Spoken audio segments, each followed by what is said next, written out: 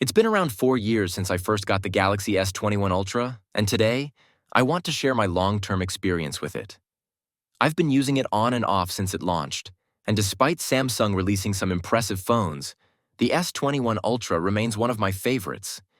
This is the Samsung Galaxy S21 Ultra in 2025. When it comes to build quality, the S21 Ultra still impresses. It has a distinctive design that continues to feel great in hand. It's a hefty device, giving it a very premium feel. Although I've mostly kept it in a case, I noticed the matte back has accumulated some scratches, even with protection. Even the texture of the case left marks. If you want to keep your device scratch-free, I'd suggest getting a skin since the back is quite soft. Aside from that, I genuinely love the design of the S21 Ultra.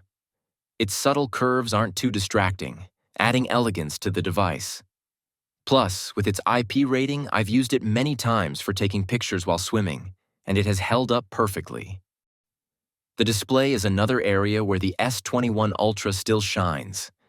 It features a large 6.8-inch dynamic AMOLED screen with Quad HD Plus resolution and a 120 Hz refresh rate.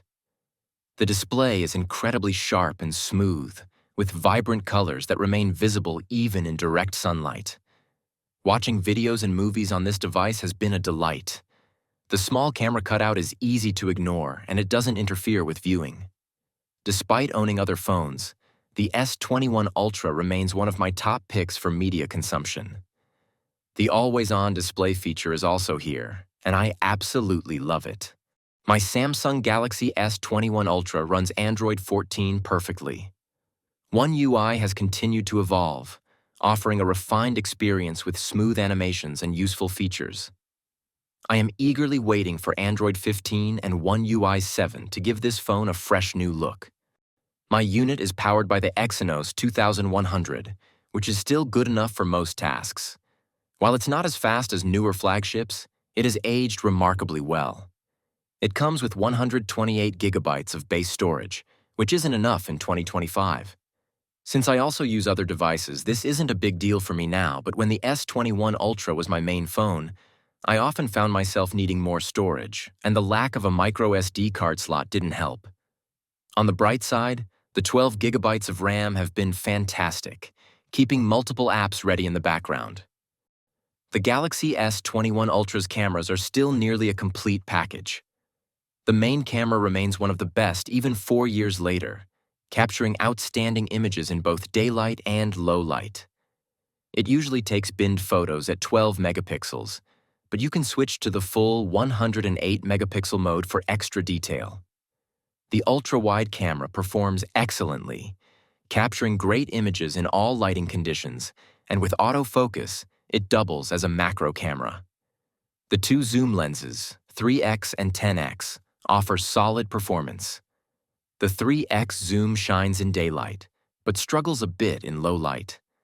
The 10x zoom, however, is in a class of its own and does a fantastic job, especially for moon photography. The 40-megapixel front camera delivers sharp photos, even when binned down to 10 megapixels. It may not be the best in skin tone reproduction, but for details, it's great. The S21 Ultra can record videos up to 8K, although stabilization is limited at this resolution. At 4K, the videos are some of the best in the Android world, with sharpness, great stabilization, and excellent focus performance.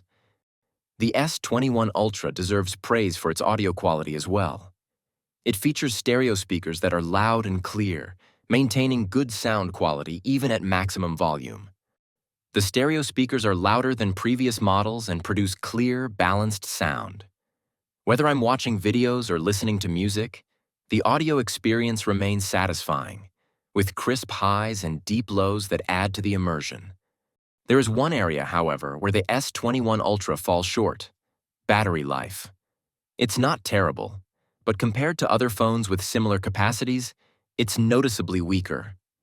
As a heavy user, I often have to charge it twice or even 3 times a day. The battery has degraded over time, but even when new, it wasn't great. Charging speeds are also slower than other devices, taking over 90 minutes to fully charge, which feels outdated in 2025. While it supports wireless charging, it's even slower. On the plus side, the wireless power share feature has been handy for charging my Galaxy Watch, though it does drain the phone's battery faster than it charges the watch. Moving to its other strengths, the in-display fingerprint scanner remains one of the fastest and most reliable out there. Even when my fingers aren't in the best condition, it works flawlessly. There's also a face scanner, which, while not as secure as Face ID, is faster and works well. So, what are my final thoughts on the S21 Ultra? Is it still worth buying in 2025? Absolutely yes.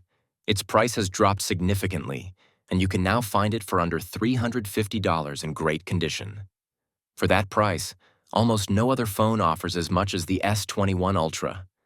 Besides the weaker battery life, it stands out in nearly every other way.